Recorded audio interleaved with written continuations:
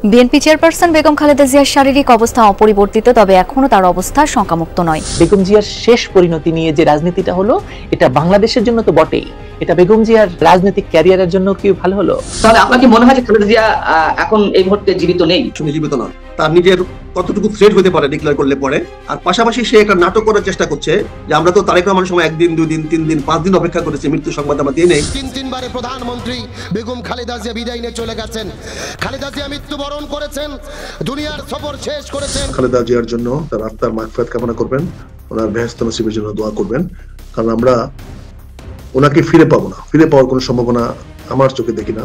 বেঁচে নেই BNP chairperson Khaleda Zia, এমন খবরে যখন সরগরম গণমাধ্যম, তখনই বিএনপি নেতা ফাঁস করলেন আসল রহস্য। ডক্টর ইউনূস দায় সারতে খালেদা জিয়ার মৃত্যুর খবর ধামাচাপা দিয়েছেন। এমনকি গত 2 দিন আগেই মারা গিয়েছেন খালেদা জিয়া।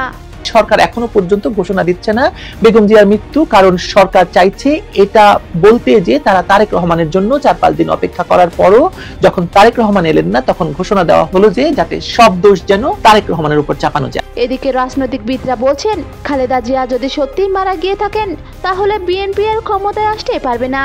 বেগম জিয়ার মৃত্যুর সাথে সাথে বাংলাদেশের রাজনীতি থেকে বিএনপি বিদায় ঘটে যাবে। এখনো বিএনপি যেটুকু না, সেটা বিএনপির বেগম জিয়ার নামে। বেগম জিয়ার মৃত্যুর সাথে সাথে বাংলাদেশ থেকে কিন্তু বিএনপি নাই হয়ে যাবে, কিন্তু সেটা আমাদের জন্য খুব আনন্দের সংবাদ না।